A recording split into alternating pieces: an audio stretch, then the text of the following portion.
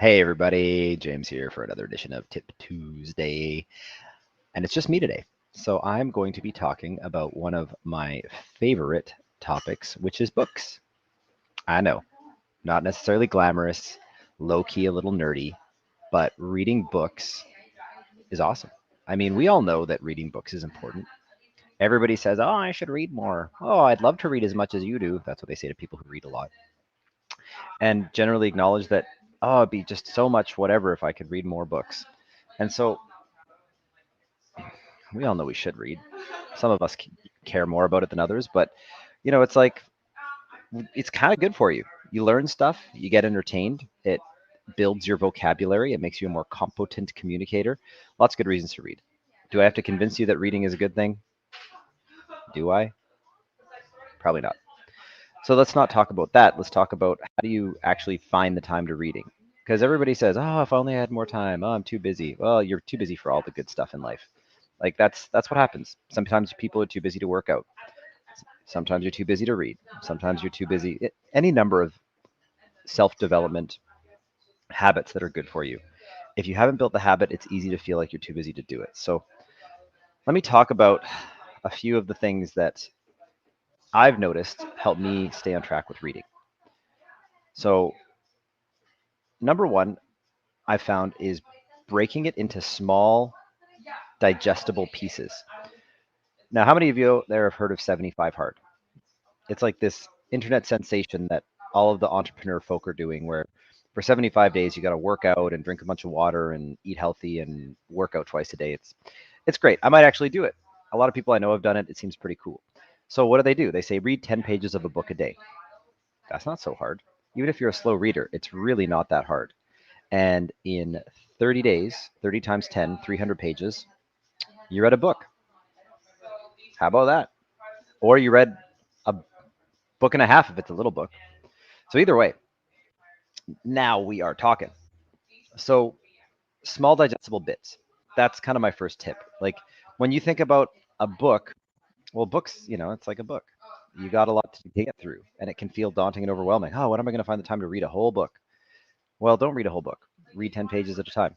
Too much? Read 5 pages at a time.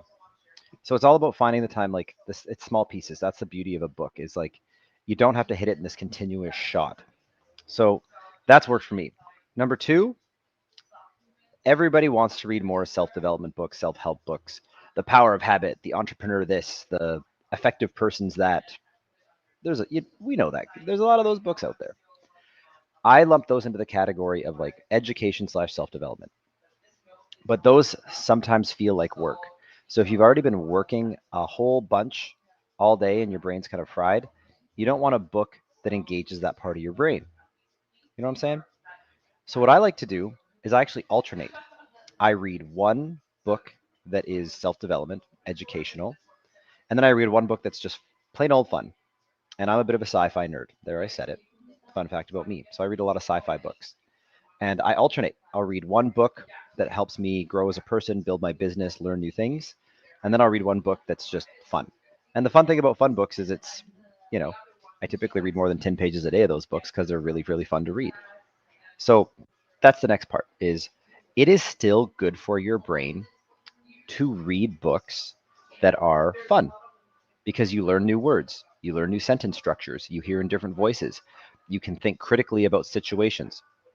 If somebody says something really offside in a book, you almost spark an inner conversation with yourself. Oh, I thought what that person did in that book was really wrong. Why did I think it was wrong? Was that unethical? Why did I think that was unethical? I don't like this character. Why don't I like this character? Whether you're consciously or unconsciously doing it, your brain is processing that information, and that's good for your brain to do. Tip number three for getting some reading done: audiobooks.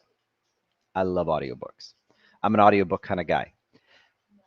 In fact, I haven't read pages in quite a while.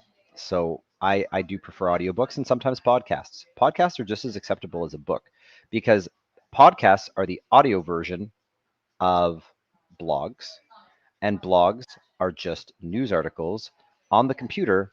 And news articles used to be written in magazines and newspapers.